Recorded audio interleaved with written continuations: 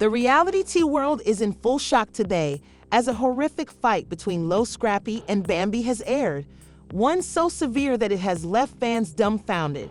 And the whole hip-hop, what began as a private argument behind closed doors, has now blossomed into a full-fledged scandal when stunning facts were released from an explosive night that transformed their already weak sources close to the marriage are now admitting that this wasn't just any dispute. It was nasty, emotional, and very personal, with shouting and shattered trust. During a moment so emotional that even those there were affected, viewers are startled, asking how things could collapse so swiftly between two individuals who previously seemed unshakable. Emotions flowed. As tempers raged, accusations flew, and the walls of their relationship crumbled in front of startled bystanders, leaving everyone wondering what really transpired between Lil Scrappy and Bambi, who crossed the line, and is there any possibility for reconciliation after such a public and traumatic fallout? Stay right here because we're delving deep into every element of this emotional showdown, betrayal, heartache, and the aftermath that has everyone talking. You won't believe what went down that night. It all started on what seemed to be an average day, but little did anybody realize it would escalate into one of the most talked about tragedies in recent. Scrappy and Bambi had been going through a difficult patch for months, but no one imagined the storm that was about to emerge. Their tension had been simmering just under the surface, building up like a volcano ready, according to close insiders. Things began to boil up following an argument regarding Scrappy's recent conduct. Bambi felt like he was Scrappy, on the other hand, seemed aloof, emotionally unavailable, and spent too much time away from home. She believed that something or someone was drawing his attention elsewhere. He was continuously angry, saying he was weary of walking on eggshells in his own home, and when he attempted to explain himself, things simply got worse.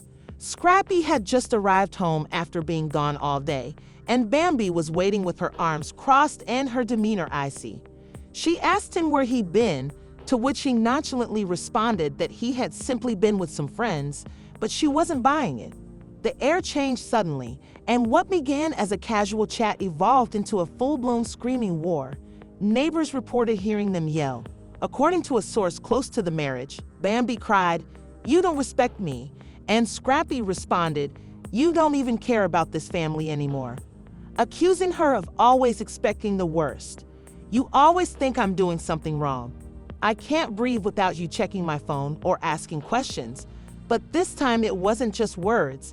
Things took a nasty turn when Scrappy, enraged, slammed his palm against the wall, nearly missing a framed picture of their wedding day. Bambi trembled. It wasn't the first time he'd lost his anger, but it seemed different, more aggressive, more deadly. He did not touch her, but the atmosphere in the room was heavy, explosive, and scary. Scrappy's kid, who had been sleeping in the other room, awoke wailing, which further exacerbated the situation. Bambi ran to calm the youngster, but Scrappy kept pacing around, saying under his breath plainly. Bambi's close girlfriend, who had been on a video conference with her earlier that day, claimed she knew something was awry even as friends and relatives sought to intercede. Before the argument broke out, she kept repeating she was weary. Her pal explained that she wasn't physically fatigued, but emotionally worn. She didn't even seem like herself. The night following the dispute, Bambi took the infant and closed herself in the bedroom. Scrappy slept on the sofa, still seething but too emotionally drained to continue.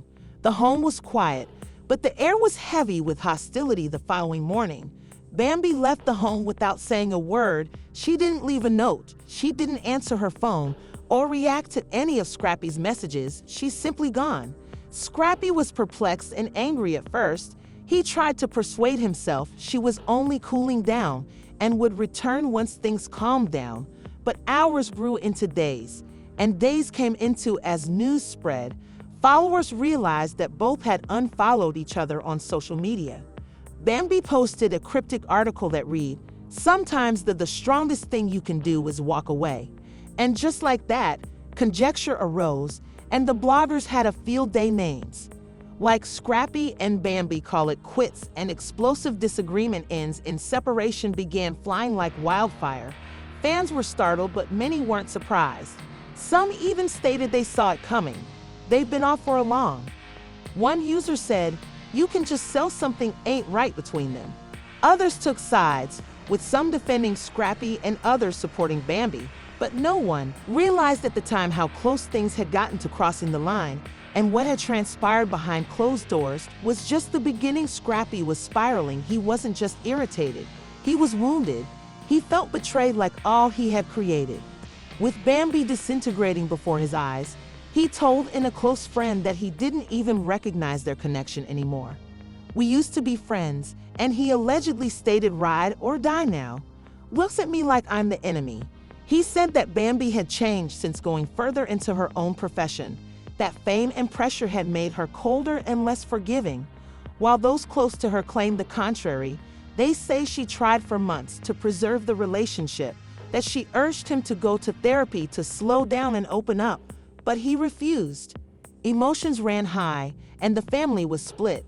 Bambi's mother absolutely stood with her daughter. She had never fully approved of Scrappy, arguing from the outset that he was too unpredictable. "I told her this during a private family talk.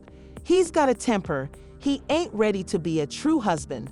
While Scrappy's side of the family felt that Bambi was being too theatrical, blowing things out of proportion, claiming he never laid a hand on her, that he was simply angry and needed support, not condemnation. The couple's closest friends were stuck in the middle. No one wanted to take sides but the fallout. It was difficult to ignore. One buddy claimed they attempted to get both of them together for a talk, but it immediately degenerated into another confrontation. She was weeping and he was shouting, like they were speaking two different languages. No matter how many others attempted to help, the distance between them continued expanding. Scrappy, alone and uncertain of his next step, began remaining out later, partying more, attempting to escape the issue. But wherever he went, people questioned about Bambi. Even in the club, he couldn't avoid the rumors. When someone asked whether he was fine with his lady, he'd shrug, fake a grin, and keep going. But the fact was he wasn't. He was breaking apart, and behind the scenes things were only getting worse. Bambi had been contacting with legal advisors. She hadn't filed anything yet, but reports say she was evaluating all of her options. She didn't want to break up the family, but she also did want to continue in a position where she felt unsafe and unheard. The encounter that night had altered everything. It wasn't just about arguments anymore. It was about protection and peace, and Shia wasn't sure Scrappy could give that anymore. The tension between them was no longer just emotional. It was legal, financial, and very personal. The drama had officially shifted from the private to Scrappy sat alone in the now too quiet, staring at the vacant seat across the dining table. One thing became brutally clear: nothing would ever be the same again. The days that followed were filled with stillness, but not the tranquil kind. It was the type of stillness that resonated through empty rooms, reminding Scrappy every second that Bambi and their kid were no longer home. He attempted to distract himself by tossing himself into studio sessions and public engagements, but his head was elsewhere. Every beat he crafted, every sentence he recorded seemed empty, and the murmurs surrounding him didn't stop everyone from wanting to find out what occurred. No one dared to approach him directly, but the stares and whispers weighed on him like 1,000 bricks. He eventually broke his silence one night during the live session, his eyes shot and voice quivering. As he addressed the claims, "I ain't going to sit here and let y'all act like I'm some monster," he shouted, frustrated in every syllable. "Yeah, we argued, but I never touched her. I would never do that to the mother of my kid." Fans were conflicted, and some thought others weren't so sure. And just as the internet was settling into a flurry of conjecture, Bambi's side struck back strongly. The stylist left a strange remark on her account that said, "It's always the ones who cry victim the loudest who are the most dangerous behind closed doors." People instantly began connecting the connections, and the reaction began. Screenshots of conversations reportedly from Bambi to her buddy depicting evenings when she felt confined, afraid, and Scrappy would vanish for hours, return home smelling of drink, and dispute about the tiniest of things. According to one message, revealed that Bambi had previously packed her things in the middle of the night only to be guilt-tripped into remaining for the sake of the family. Fans who had supported Scrappy started to doubt everything, and once again the internet. Bambi's brother tweeted a now-deleted tweet threatening to pull up if Scrappy ever abused his sister again. Meanwhile, Scrappy's cousin Facebook with a live feed alleging Bambi was doing the most for sympathy and clout. If you knew the real story, he added, shaking his head, she ain't no angel either. Beyond nasty, it had become a full-blown public fight, and there in the center of it all was their innocent kid, whose name momentarily trended when fans started arguing custody issues. Legal processes, it wasn't just drama anymore, it was sorrow occurring in real time behind the scenes. Scrappy was battling to hold it together. He stopped replying to messages from pals, dodged calls from his management, and spent much of his time locked up in his home studio. Insiders claim he hadn't eaten properly since day one. Producers claim he walked in on Scrappy sitting in the dark, gazing at an old film of him and Bambi laughing during brighter times, and he looked devastated. The producer said he didn't even remember how he got here, but even with Scrappy stayed obstinate and began writing on a new single, a highly personal one loaded with real passion and unvarnished anguish fragments. The song leaked online, and fans quickly related the lyrics to Bambi. Lines like, I gave you everything and you still turned cold, and my daughter, the only thing keeping me breathing, made the meaning clear. Clearly, it was a confession, a cry for assistance, and a warning all at once. Bambi, on the other hand, stayed mainly mute publicly, but privately she was after talking with her legal team. Sources revealed that she was recording everything, including text messages, voicemails, and home security video. She said that she was not attempting to ruin Scrappy, but rather to defend herself and her kid. She wanted peace, and most importantly, she wanted the truth to be known. Her quiet wasn't weakness, but rather a strategy, and she intended to speak soon, but only on her own terms. The mother moved in with her, offering emotional support and assistance with the baby. Bambi allegedly told a friend, I don't want vengeance, I just want to be normal again. Then came the next surprise that no one expected coming. A video emerged from a club. Just days after the encounter, it showed Scrappy at a booth drinking heavily surrounded by ladies, one of whom came very close muttering something in his ear as he smiled. The video went viral quickly, and fans were upset. How are you crying on lab one day and in the club the next? One user, another person, stated, he's clearly not hurting that bad. The response was Scrappy's side maintained that the video was filmed before the incident with Bambi and that people were manipulating the chronology for views, but the damage had already been done. Public opinion moved again, and Bambi fans only got louder. They regarded the video as evidence that Scrappy had moved on too soon, that his guilt was fake, and that his tears were merely part of a deceptive pattern. Scrappy sought to damage control, posted a lengthy note on his page that read, people going to think what they want to believe. I'm not perfect and never pretended to be, but don't act like I ain't suffering either. I don't know the whole story. But the message didn't hit the way he planned. Instead, it provoked additional outrage, with many accusing him of gaslighting, dodging, and playing the victim. One commenter said, stop acting like you're the only one in pain. Meanwhile, Bambi's quiet continued to work in her advantage. The less she spoke, the more people leaned in to listen. Everyone was waiting for her to break her quiet, and when she eventually did, the internet almost erupted. She didn't go live, she didn't write a big description, and she posted a single imagine, a close-up of her face, eyes red, lips squeezed into a sad, tight grin. No words, no explanation, just that one image that somehow spoke everything to followers. Celebrities filled the comments with words of love and support, sharing the photo with heart emojis and phrases like stay strong, queen, and you deserve better. It was the moment that radically transformed the narrative. Scrappy, previously viewed as a distraught guy struggling for his family, was now perceived as the villain in a twisted love tale. And no matter what he did next, the court of public opinion had already cast judgment on the tension, to a boiling point when a planned family reunion episode on their reality program was unexpectedly postponed. Producers stated scheduling issues, but sources revealed the true reason: neither Scrappy nor Bambi wanted to shoot together. The network was rushing to control the story, fearful that the drama had gone too far beyond the screen. They feared litigation, public criticism, and worst of all, they lost two of their most bankable actors. Meetings were conducted behind closed doors, screenplays were changed, but the damage had already been done. The encounter had damaged more than just a relationship.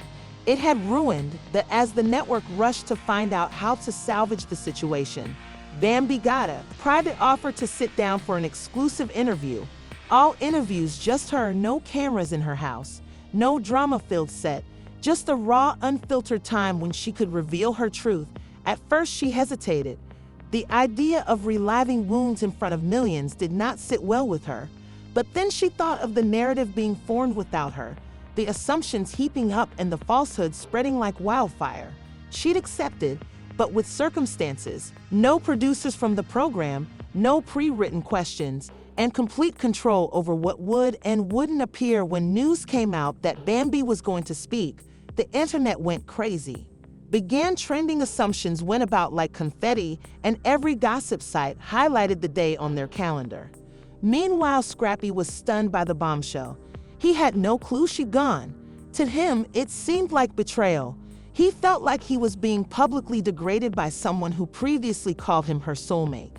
Days before the interview aired, Scrappy shared another music preview. His narrative was harsher than the previous. The lyrics were full of agony, but also rage, and one sentence in particular drew everyone's attention. "It's strange how you stay mute when the truth is too loud," fans read it as a direct strike at Bambi's future interview, and just like that, the conflict exploded anew. Some fans took Scrappy's side, labeling Bambi's interview a publicity gimmick and blaming her of attempting to restore her brand. Others reminded everyone that Bambi had been quiet for weeks while Scrappy went live, released songs, and shared half-truths online. Now it was her time, and she deserved to be heard. On the day of the interview finally arrived, it debuted on a big YouTube channel renowned for celebrity exclusives. The thumbnail alone, Bambi in a black turtleneck, sans makeup, holding back tears, sent shockwaves. The interview was passionate, honest, and dramatic. She didn't yell or smash him. She spoke quietly, her voice quivering. As she described the night of the disagreement, the dread she felt, and how she had to put herself and her baby first, she realized they both made errors. Claimed she still loved the guy Scrappy used to be, but the man he had become worried her. She spoke about times when he came home and wouldn't speak and simply gazed at the wall. She said she frequently walked on eggshells, not knowing what mood she'd find him there, and she'd even confessed that she had advised him to go to therapy months before, but he'd laughed it off, saying, "I don't need help. I'm not crazy." Her voice shook as she spoke about the breaking point, the fight that escalated into something worse, something she couldn't recover from. She didn't say he struck her. Didn't need to. The way she recounted the yelling, the slamming of doors, the dread in her child's eyes, it formed a picture more compelling than any allegation. "I don't want Yul to cancel him. I simply want him to seek treatment for himself, for our daughter, and for whatever remains of the guy I once knew." The response was quick and dramatic. As the video racked up over 1 million views in less than 24 hours, celebrities, influencers, and even fellow cast members started sharing footage, some expressing support while others opting to remain silent. Scrappy found himself on the defense once again, but this time his customary defiance was nowhere to be seen. He didn't go live, he didn't drop a song. For about a week, he was utterly quiet on social media, with no postings or tales. Fans suspected that he was checking into rehab. To a full-blown collapse, those close to him stated he was taking time to digest things but would not comment. Bambi, meantime, continued to receive. As women across social media shared their own tales relating with her vulnerability, she started utilizing her platform to raise awareness about mental health, especially among Black women struggling with emotionally unstable spouses. In just a few days, her following count soared, commercial deals started to line up, and her identity, which had been buried beneath years of reality headlines, was now being spoken with appreciation and empathy. But peace didn't stay long. Harassing images appeared showing Scrappy outside a private mental health retreat facility looking disheveled, but calm, the internet reacted with varied feelings. Some commended him for taking a step toward recovery, while others labeled it performative. Accusing him of only doing it because of the reaction, bloggers published headlines like "Scrappy's redemption arc starts," and "Is it too late for the rapper to rehabilitate his image?"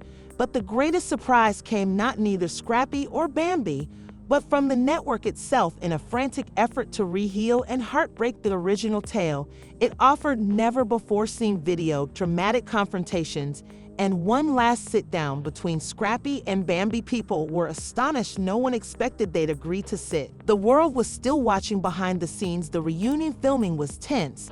The producers expected drama, but Scrappy and Bambi were in a different headspace. They weren't there to dispute.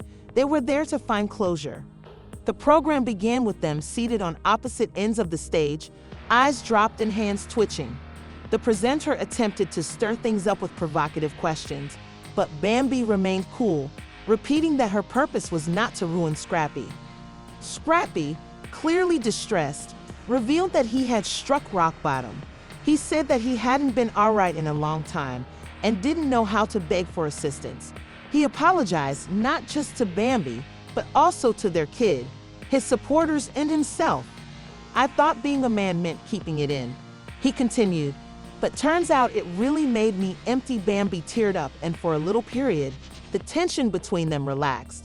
They weren't back together and weren't pretending everything was off, but there was a mutual understanding, a common grief that now found a voice.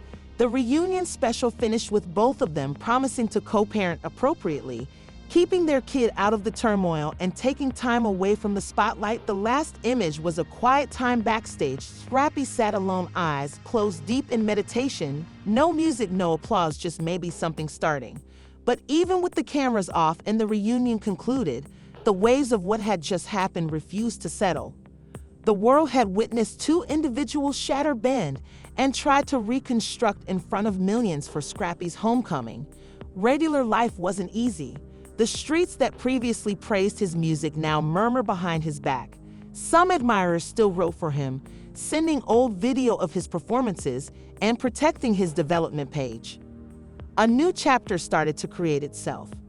Leaked texts, leaked images supposedly from Scrappy to one of his exes received only weeks later. The reunion tape messages were flirtatious, wistful, and full of regrets. In one communication, he said, "Maybe I screwed up with you.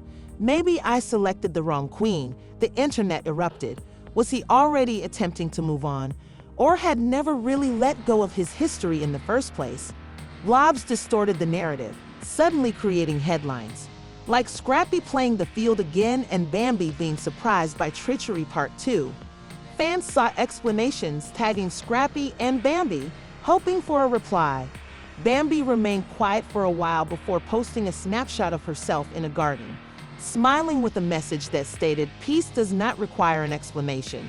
It was delicate, elegant, yet loud enough for those. Scrappy, on the other hand, doubled down and went left, addressed the jump directly. "Those messages ain't phony," he remarked. "I was offended. I was confused. Occasionally, we all reach out when we shouldn't." He did not apologize. He didn't explain, and that made things worse. Rumors spread that he was already seeing someone fresh, a model with the private profile who had been photographed with him outside a lounge.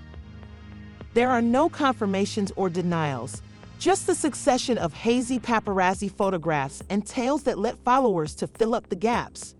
Bambi, unfazed, continued to develop.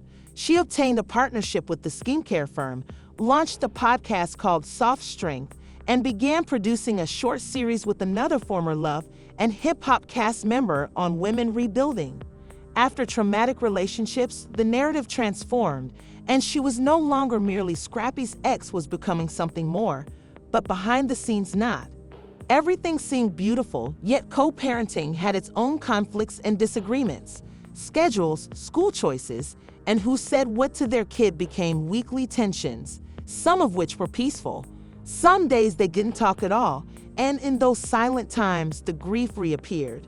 They both knew the cameras had come to a close, but the narrative was far from done. Boiling point when their daughter came home weeping one evening, Bambi attempted to be cool and asked what happened. The small girl remarked, "Daddy said Mommy was mean." Bambi's heart sunk, and she phoned Scrappy immediately, her voice quivering. Scrappy screamed, "What the hell are you telling her about me?" She was defensive. Tired shot back, "I didn't say you were mean.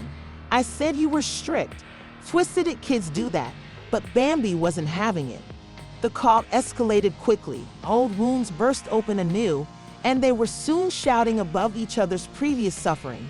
Flowing into the present, both hung up without resolution. The following morning, Bambi wrote a lengthy text. She apologized for shouting, but made it plain that their child's emotional well-being came first. She offered to sit down with Scrappy. The therapist did not respond for 2 days before eventually doing so.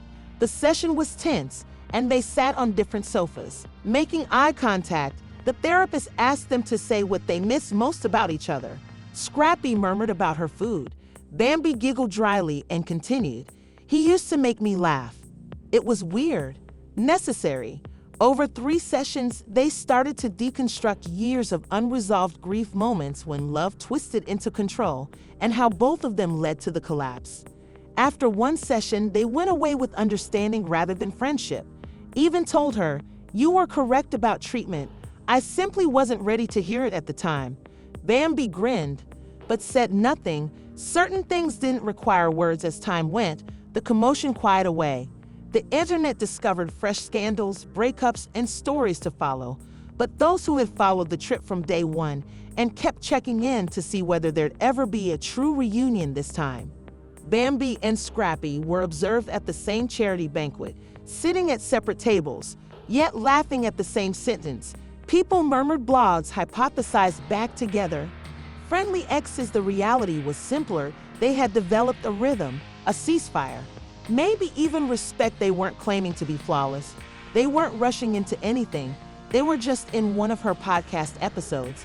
Bambi said simply coexisting was sometimes enough. Closure doesn't always look like a hug or a goodbye. Sometimes it's just waking up one day and realizing the pain. It does not sting the same.